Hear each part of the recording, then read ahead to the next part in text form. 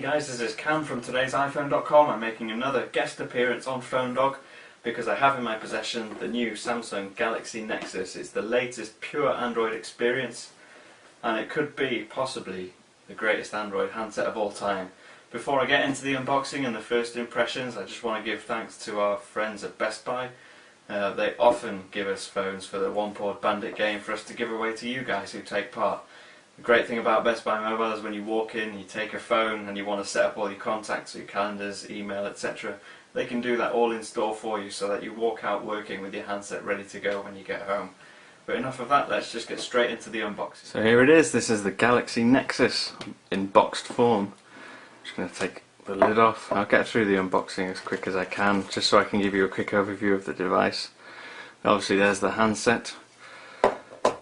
Underneath this tray we have all the paperwork. The quick start guide, as you'd expect, is in there. See if I can get this camera to focus. There you go. It's a fairly short one. A warranty card and UK wall plug adapter.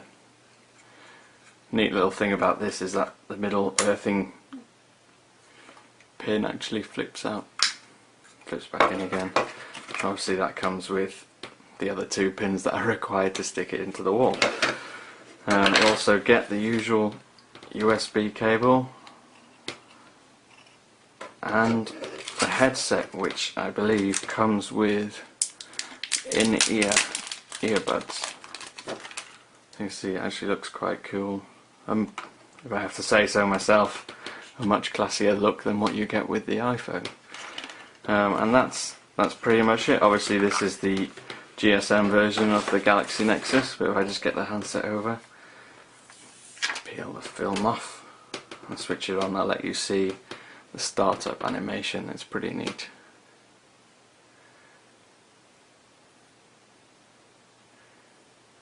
When it comes on.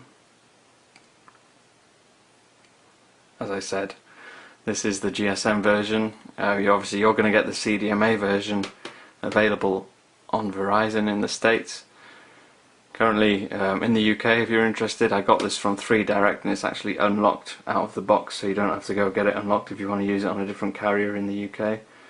Obviously the part of it being a Nexus is that it's pure Google and they want to make it open to anyone, so generally speaking they do unlock them for you, or leave them unlocked rather. So this is just a quick overview. I'm not going to show it in too much depth, I just want to show you some of the hardware and some of the cool software features of the Galaxy Nexus.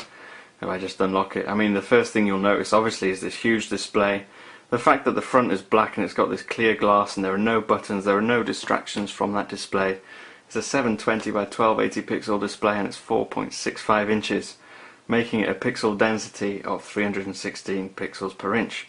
Obviously it's the first handset screen that's got 720p, so you can watch things in HD, which is fantastic. The capacitive touchscreen buttons that are normally on Android phones are replaced by these virtual keys at the bottom here. So you press those, you've got your home, your back and your multitasking and running apps button, so you can get rid of any apps that you don't want. On the outside you've got the earpiece, you've got the front facing camera, and that's it on the front. It's really kind of uninterrupted, everything's hidden away, it's really minimal, it's really good looking. On the right hand side you have the dock connector, kind of these 3 pins that connect you to your Nexus dock, and you've got your power lock button on the top there. It's really easy to get to, and again your volume key. They're at the perfect kind of angles. I mean, your finger just rests naturally on the volume key and your right thumb kind of fits on there. On the back you've got a 5 megapixel camera with an LED flash, and it also films in 1080p if I'm not mistaken. The back is covered with this black kind of plastic battery cover. Really difficult to get on and off, so I didn't film myself trying to do that. I've put the battery in already. And you've got the loudspeaker on the back there, and unusually the headset jack is at the bottom along with the micro USB port, and on the top there is nothing at all. So it's a fantastic looking device. It's got this kind of curved glass which you can barely make out, but supposedly makes it more comfortable to scroll up and down and hold to your ear when you're on a call. Now, some of the cool things about Ice Cream Sandwich that you may not have seen, or you may have seen, I things like the multitasking, but I'll open a few apps. I'll show you how quick the device is. So if I open up the menu, you see you switch from side to side and it kind of pops up and folds away. So if I open a few apps and go back, open up Facebook and go back and open up Google Earth. So you see it's pretty responsive. I'm not really waiting for anything. I've got Gmail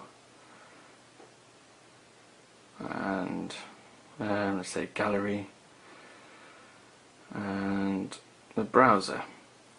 So if I now go to this multitasker, you can see you've got all your running apps in a nice attractive list.